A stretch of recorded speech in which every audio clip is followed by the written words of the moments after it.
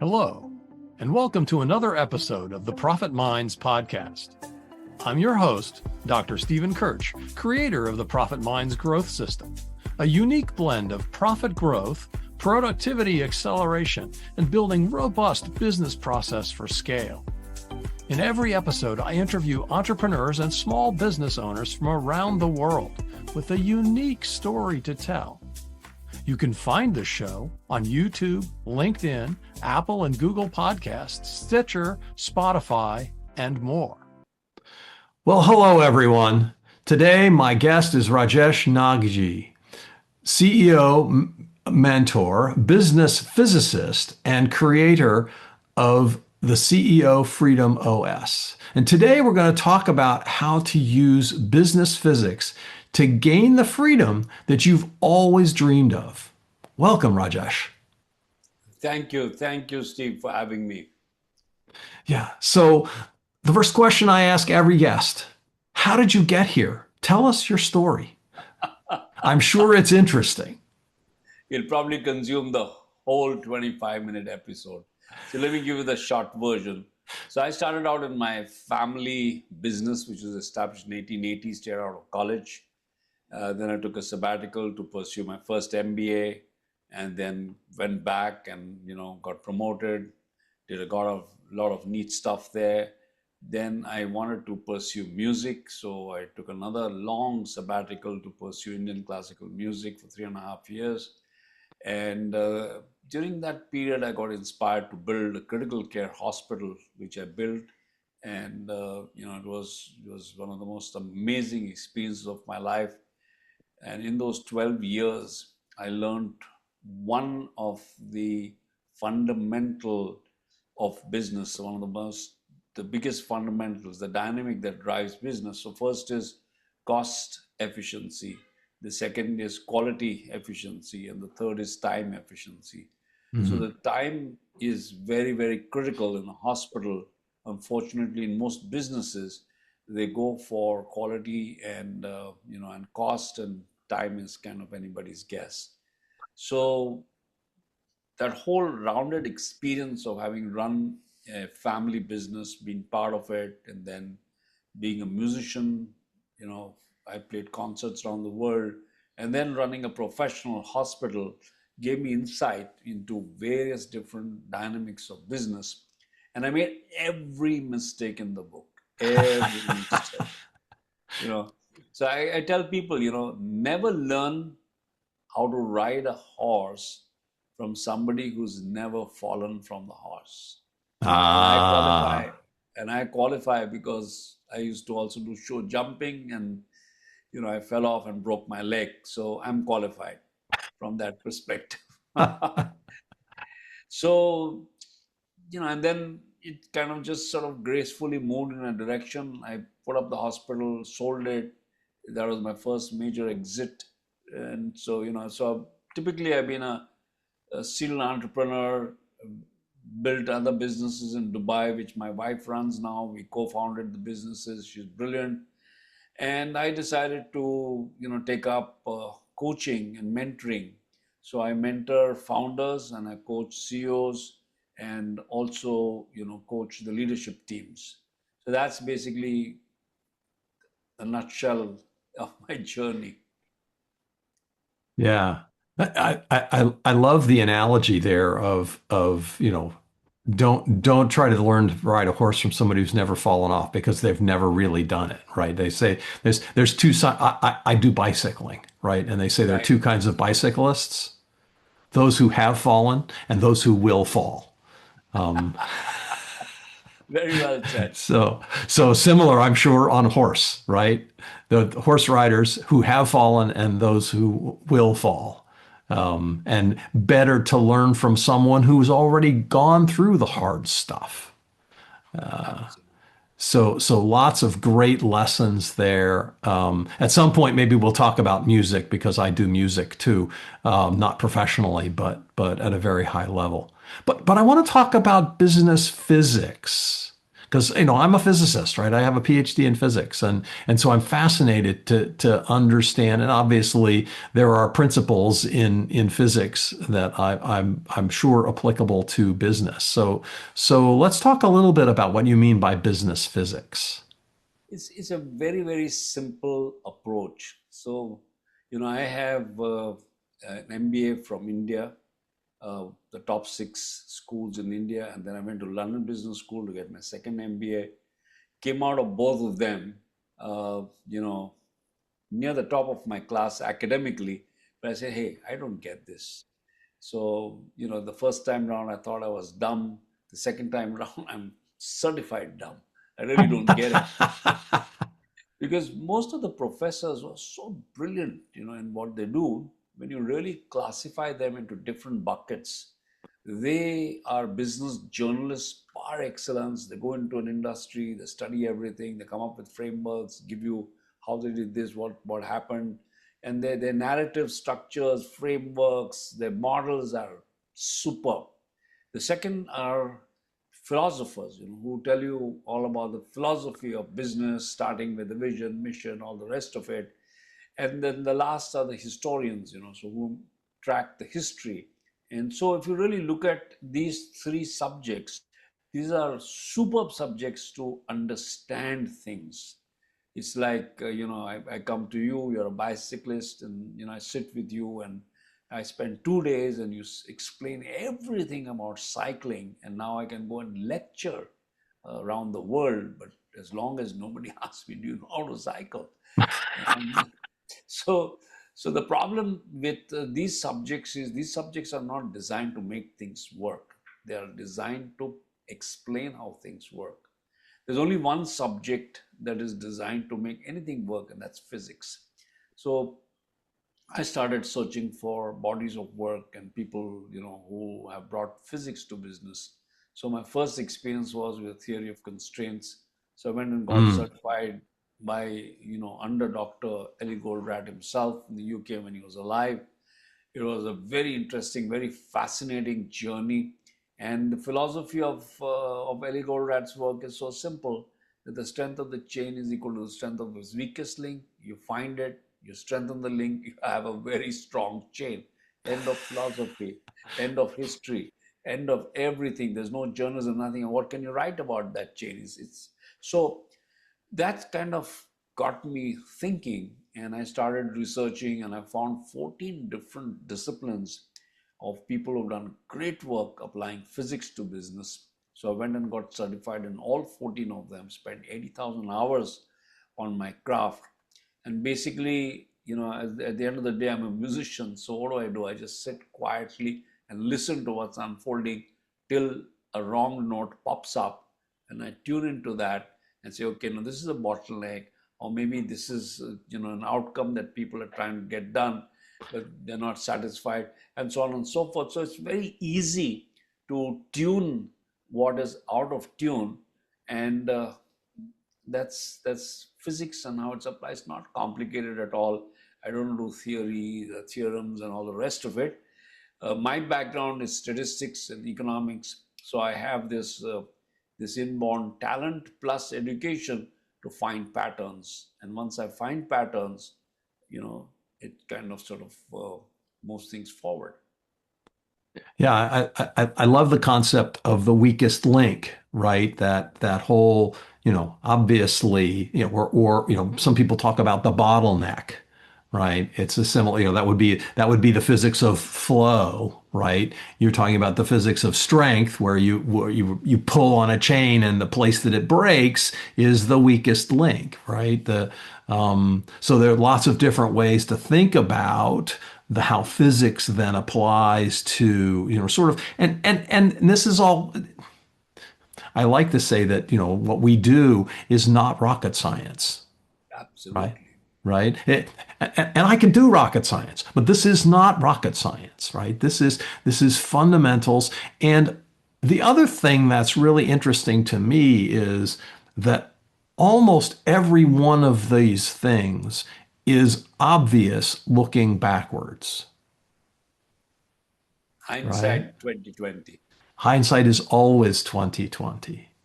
Yeah. So what are some of the typical weak links that you find or the bottlenecks? What is the biggest challenge that these leaders and their teams face?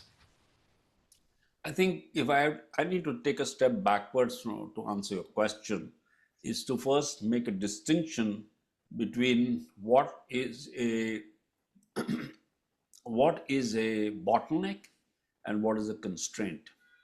So it turns out that a bottleneck is always hidden, Mm, and a constraint is when it becomes obvious in our consciousness, and then we are trying to figure out how do I, exploit the constraint, break it, do what I need to increase throughput through that constraint. But the bottleneck is always hidden.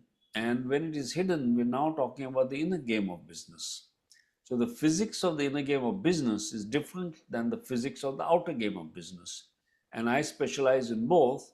So the thing that, now to answer your question, the biggest thing that I find is that business owners, founders, and so on, CEOs, they're not paying attention to the bottlenecks that exist inside themselves, in the inner game, and inside the inner game of their top team. And unless we focus on that, there's no way in which throughput is going to go up.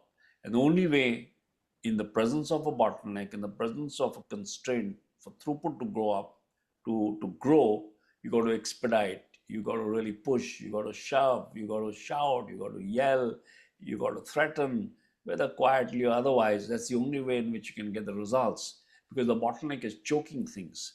And mm. this is such a simple, and everybody sees it every single day. There's a mainland, there's an island. If you're traveling on the bridge, hey, you have the bottleneck effect from 8 o'clock to 9:30 in the morning. So you start early or you go late. So that's how we're exploiting that bottleneck. But what about the internal bottlenecks, which you're not even paying attention to? Yeah. So what do those internal bottlenecks look like? How do you help people discover those things? So in the presence of a bottleneck, there's always turbulence. So if you want to find the bottleneck, you got to find the turbulence. And the Hmm. turbulence shows up in very simple, mundane things. How much time are you being able to spend with your kids?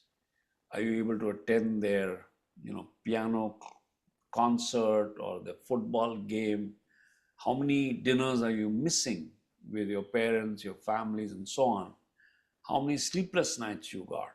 So all of these fear, doubt, anxiety, all of that stuff that keeps eating people up, this is all the turbulence inside. So that turbulence is correlated to the one single operating bottleneck. There's always one bottleneck. There are not multiple bottlenecks. And unless they find that bottleneck, they're never going to be able to increase the throughput. So it's the turbulence which points to the bottleneck. Focus on that. Take a guess. Doesn't matter. We're not talking about precision. We're talking about thinking. It's about the direction in which you think. And the moment you identify something as a bottleneck, surrender to it. If you start trying to do things on, let's say, if it's a chain and there are 7 links, and you strengthen 6 of them along with the seventh, you have a fat chain. So you got to focus on the bottleneck, surrender to it, strengthen that, and it moves forward. This is a simple philosophy. So you just wake up every morning. What's the bottleneck? What's my bottleneck? What's my bottleneck? What's my bottleneck? One day, pretty quickly, it'll reveal itself. Hmm. Yeah. So, um, yeah, I'm fascinated by that concept of turbulence, right? Again, we're talking about flow and as a physicist looking at laminar flow and right, when you have a bottleneck, when you have a little constraint there of some kind, um, after that the flow gets all choppy. And so what are the kinds of things that lead to, I mean, you talked earlier about, you know, time efficiency in a business. Is that what it boils down to? Because again, most of the things you pointed to is, well, I don't have time to go to my child's football game or listen to the piano recital or go to dinner. I'm missing dinner. Those kinds of things. Those are time and priority choices, right? How do you help them go from, okay, there's the turbulence, to find the root cause, which is, in your lingo, the constraint or the bottleneck? I've really been thinking about this question for almost 30 years. Hmm. And, every single thought that came to me, every rabbit hole that appeared, I went deep into it to find out. Turns out that it all starts with a commitment. And the moment you put a commitment and a stake in the ground, things start to take proper shape. So people start a business and their commitment is to profit, the commitment is to, growth and so on and so forth. But where's the fulfillment in life? And unless you make a commitment to fulfillment, the bottleneck that is actually choking your profit and choking, your growth is never going to reveal itself. Because when fulfillment is low, you don't have the energy to take high quality decisions. So one of my clients, he was struggling, especially, we have this war situation there, and he wanted to sort of just, go to, a nearby country, and his family was terrified, especially his 6-year-old daughter. And so I asked him, okay, you're going there. That's great. That's fantastic. Do you have any meetings lined up? He said, no, it's a networking event. So what are you going to do? I said, I'm just going to show up and hope that something happens. So I said, you want to hope to go there and have your 6-year-old daughter traumatized for the rest of her life? So that was one conversation. And he sort of immediately called her and said, listen, I'm not going. And then I said, listen, this is what I want you to do. He's got a daughter and a son. Wake up every morning early and spend 5 quality minutes with each of them. And once you start doing that, see what happens. So he just took it on, and every single day that's a top up in his energy. And when that fulfillment started to grow, he's starting to take so much better, well-rounded quality of decisions. Yeah. It is really amazing how, looking at one little aspect of your life will change how you're responding in another area. I love that. Um, what what do you do with a business owner whose business is entirely dependent on that individual? How do you help them get on? Because obviously that's a constraint many founders discover, right? I'm sure that's to some extent at the root of almost every one of these. So how do you help them figure out what they need to do to get out of the middle of everything? That's a brilliant question, and that really typically shows up when there's a state change or they're at the cusp of that state change. Is that they are, the solopreneurs who got all these people around them thinking it's they have this manager and this team and that team, but at the end of the day, these are all assistants, Yeah. and they are the ones driving the business. Comes a time where it's no longer sustainable, and they need to really, really figure out the one word that people take for granted. And that one word they believe that they're very good at, but they don't have any clue on. And that word is delegation. Mm. People believe that abdication is the same as delegation. They just hand over stuff to people because they're tired. Hey, look, I hired you. You're the best, man. Come on, I'm paying you top dollar. Here, take this and run with it. That's complete abdication. things have not been set up, they're not been set up for success, then they accept mediocrity, and then they say, listen, what to do? I mean, I've tried this, done this with so many people, I'm just lumping it and I've got to take all the calls. So delegation is really, something that people need to go in, and delegation has got different dimensions in the inner game. Starts with trust, starts with, inspection, and so many different aspects that people really need to embrace. So delegation, very, very simply, has got different levels. So level 1 delegation to level 5, which is the topmost delegation. So level 1 typically is this chaotic abdication, which doesn't work. Yeah. Then people from there think that they graduated, they go to level 2 delegation. Level 2 delegation is, I'm going to give you projects and tasks and scope, and you're going to manage them and you're going to report them. Fantastic. But what did you just do? You turned your leaders into vendors, because that's what you do with all contractors, with all vendors. You negotiate the entire the project, the deliverables, the timeline, the scope, etc. And when you convert your team into vendors, then you're looking for partnership. That's not going to happen.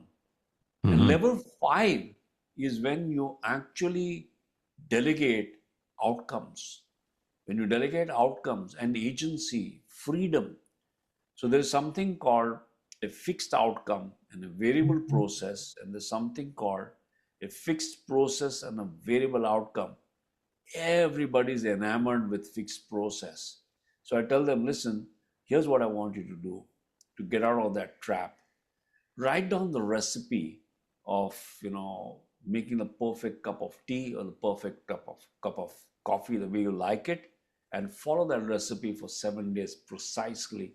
And tell me if you got the exact same outcome each time, or was there a variation? If there's a variation, process sucks.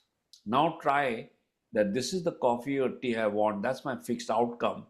Leave the process alone and just flow with it till you hit that outcome. And that's when they wake up and say, oh, wow, this outcome thing really works. So outcome with freedom, with agency, you get partners.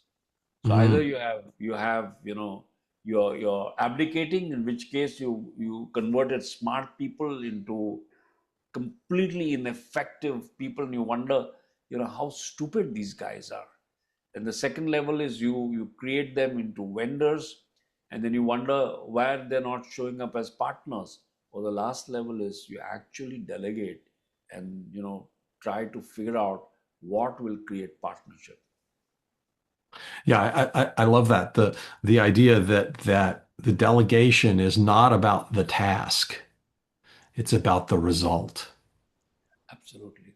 Right. That we really need to make sure that and the agency of, you can figure out any way you want to do this.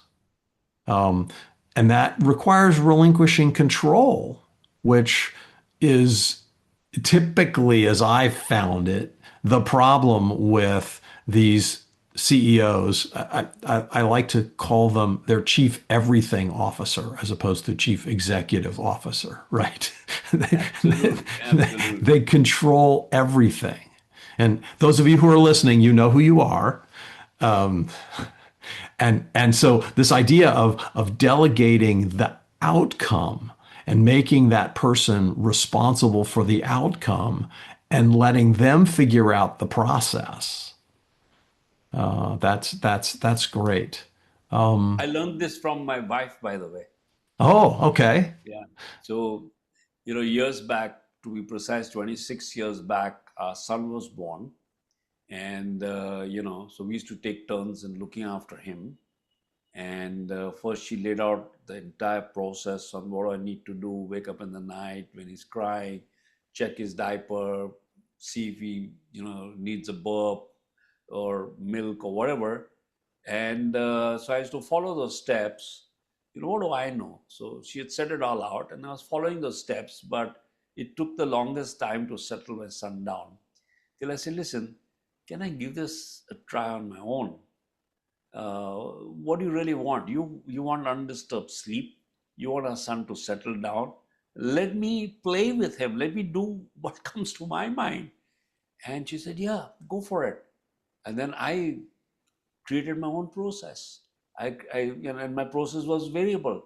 But the outcome, in the shortest possible time, he settled, she could sleep, I could go back to sleep. Now, most people have this inside them, but they got to look there and connect with that and start modeling that which is already working. Yeah. No, that's great. I love that story.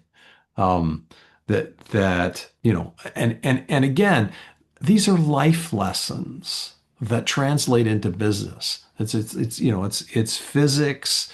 It's how do things flow? How does money flow within the business, right? How does information flow within the business? You talked early on about the three different pieces, right? There's profit, right?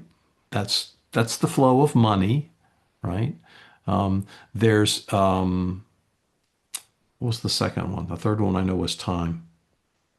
Remind me that Profit quality. quality, yes, the So quality. it basically, so the trio is cost criticality, time criticality, and quality criticality. You need all Okay, three. yes, Yeah. yeah, And the and best, go ahead, go sorry. ahead. No.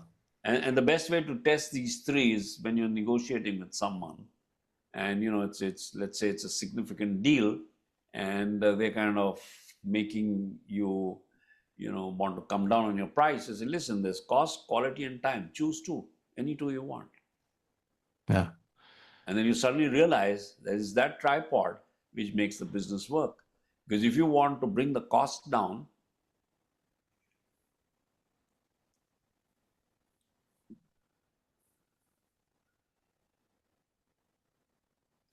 Are you I don't know there? what happened. No, you're Yeah, yeah, here. I'm there. Yeah. Yeah.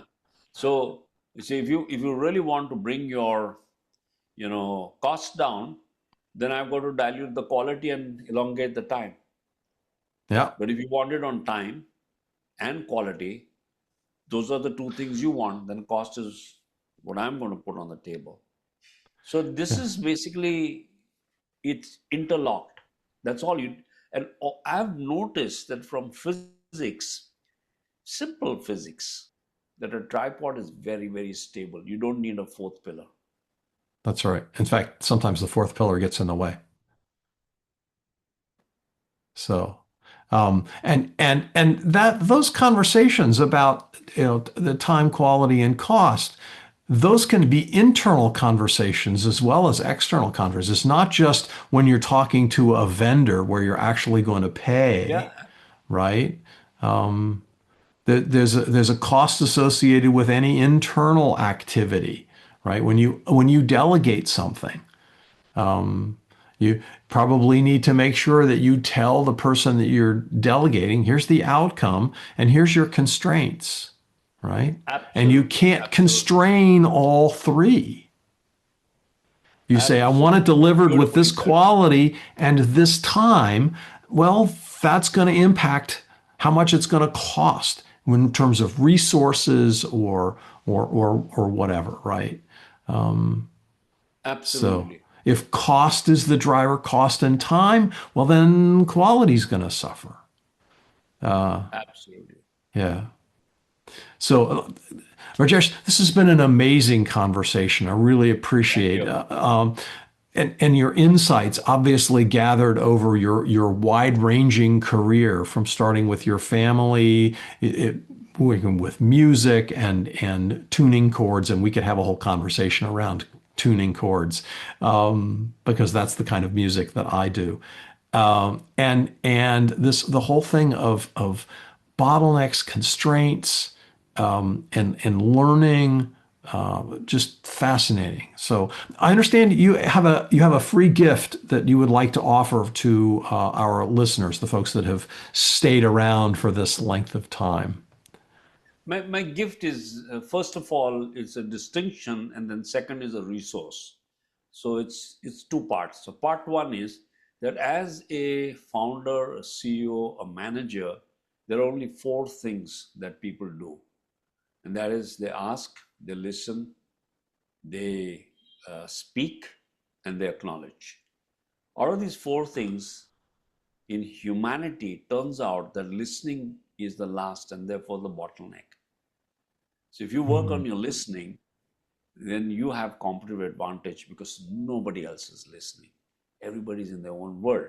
Turns out that there are 7 deadly filters of listening, and that's my gift for you. I have a whole course. It's 11 minutes of very high impact videos on each of these 7 filters. Combined is 11 minutes. And it's been, I made this many years back, and people have been consuming, listening. One of my clients has listened to the audio part about 2,500 times. Wow. Every time he gets into the car, his average commute is 20 minutes. He listens to this. He says, my filters go off. I'm available in that conversation, and I'm able to create a result which enrolling the person, enrolling myself, and we move forward. So that's the gift. My email is right there, rajesh@rajeshnagji.com. You can reach out to me, or you can write to the coordinator at rajeshnagji.com, and they'll share this gift with you. And, if you follow me on LinkedIn, there are so many different insights I share. And my approach to LinkedIn is share all the damn mistakes and blunders I've made. So I discovered way back that there's a distinction between mushy sharing and being vulnerable. And the distinction of being vulnerable is stop looking good. So I don't go to LinkedIn to pretend I'm not looking good. I'm sharing all this because maybe there are people who need to hear that, this is how this guy fell off this horse and then that horse. This is how he got back on and he made forward. And if he can do it, and he's not even half as smart as I am, and he could do it. So, I can do it. And that's really what my wish is by putting these things out. Great. Thanks so much. And that concludes our show. Thanks so much to my guest, Rajesh Nagjee, a CEO, mentor, business physicist, and creator of the CEO Freedom OS. I hope you learned something about how to use business physics to gain freedom for you and your life. I know I did. Thanks for listening. You've been listening to the Profit Minds podcast. This is your host, Dr. Stephen 𝐏𝐿.